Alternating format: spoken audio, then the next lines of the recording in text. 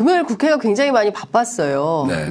사실은 국민의힘이 의장실 앞에서 뭐 연좌농성하고 그리고 밤샘 철야농성하고 뭐 이런 상황을 봤을 때 야, 이번에는 이동관 위원장에 대한 탄핵이 정말 되는 모양이다 했는데 자진 사퇴를 해버렸습니다.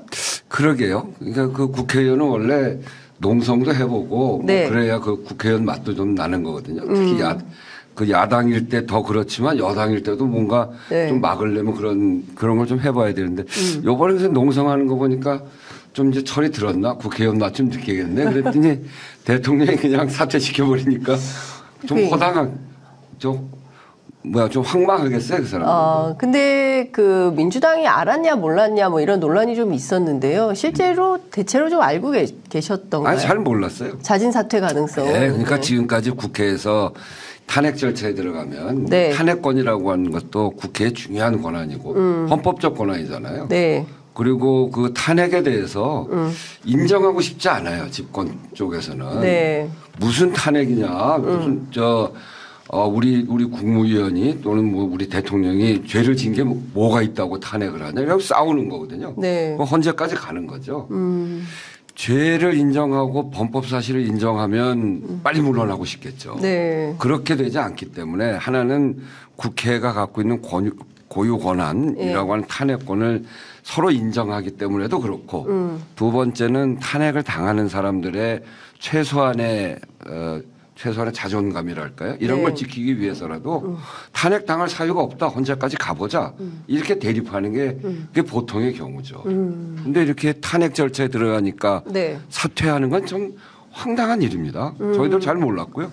근데 이게 그 사실상 자진 사퇴라는 형식을 띤 경질 수도 있고. 용산으로부터의 경질 가능성이 높은 거 아니냐 뭐 이런 얘기도 나오더라고요. 글쎄 그건 잘 모르겠어요. 경질일지 어쩔지는 잘 모르겠는데 하나 분명한 거는 이렇게 탄핵을 당한 상태에서 자진 사퇴하는 거는 이동관 그 사람에 있어서는 평생에 남는 그 흔적일 겁니다. 화인 같은 게 남을 거 아니에요. 탄핵당했는데 사퇴했다. 그거는 죄를 인정한 아주 나쁜 사람. 이렇게 딱 각인이 될 가능성이 굉장히 높고요. 그렇기 때문에 윤석열 대통령이 그 사퇴에 서명했다는 거는 이동관이라고 하는 사람에 대한 인격권이나 그동안 해왔던 일이라든가 이게 경질이 아니면 완전 무시죠. 무시라고 하는 건 뭐냐면 방송 장악을 빨리 개시해야 되겠다. 이런 것일 텐데 그런 점에서 보면 이동관이라고 하는 사람의 인격 이런 것들은 완전히 그냥 도구로 써버린 그런 면이 있어 보여요. 오늘 아침 중앙일보 일면을 봤더니 김홍일 국민권익위원장이 사실상 내정됐다. 후임 인선이 이렇게 빠릅니다. 그러니까 이제 그 얘기는 윤석열 대통령 입장에서는 방송 장악을 빨리 해야 되니까 빨리 사퇴시키고 다음 사람 써. 이거 물건이죠, 물건. 물건.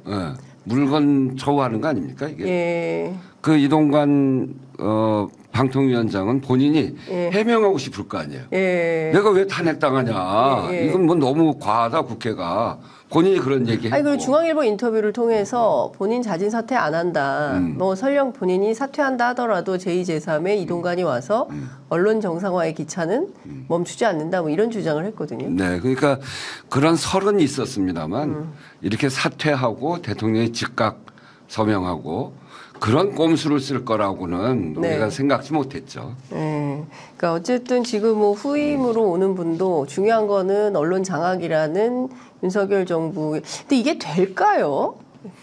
과거하고 언론 환경이 많이 다르기 때문에 저희만 하더라도 벌써 이게 지금 1266분께서 함께하고 계시거든요. 그러니까 이게 이동관 탄핵 과정에서 이동관 했던 일이 뭡니까? MBC, KBS 이사진 바꾸고 거기에 경영진 바꾸고 MBC 실패했잖아요. 그렇죠. 그러니까 또 뭐 지금 권익위를 내세워 가지고 무슨 김영란법 위반이니 어쩌니 고발하고 그러니까 지금은 권익위까지 동원해서 방송 장악하려고 하는 건데 방송뿐 아니라 그거 성공하기 쉽지 않습니다. 또 두 번째 했던 일이 YTN 그 연합뉴스 TV 그렇죠. 연합뉴스 TV의 그걸 민영화시키고 예. 하려고 한 건데 연합뉴스TV는 실패했잖아요. 그렇죠. 심사위원들이 방송이라고 하는 게 기본적으로 공공성, 공익성을 갖고 있어야 되는데 이렇게 민영화하는 거는 적절치 않다. 방송이 예. 갖고 있는 최소한의 국민의 목소리를 대변하고 공익성, 공공성을 유지해야 되는 건 맞지 않다. 그래서 거기 실패한 거고 YTN도 일단 이제 중단돼 있잖아요. 그렇죠. 그러니까 이런 중단돼 있는 과정에 연합뉴스TV와 같은 그런 목소리. 방통위법 1조가 바로 그거거든요. 네. 공익성, 공공성을 지키라는 거예요. 그러니까 방통위법 1조를 위배해 가면서까지 하는 일들에 대해서 국민적 지탄 여론이 굉장히 높기 때문에 네. 이동관 탄핵이 이루어지고 즉각 사표를 수리할 수밖에 없어지고 다음 사람 또 되는데 그럼에도 불구하고 이제 그렇게 땡전 뉴스처럼 땡윤 뉴스를 만드는 네. 그런 방송 장악은 국민들이 용납하지 않을 것이고요. 국회가 가만히 있지 않습니다.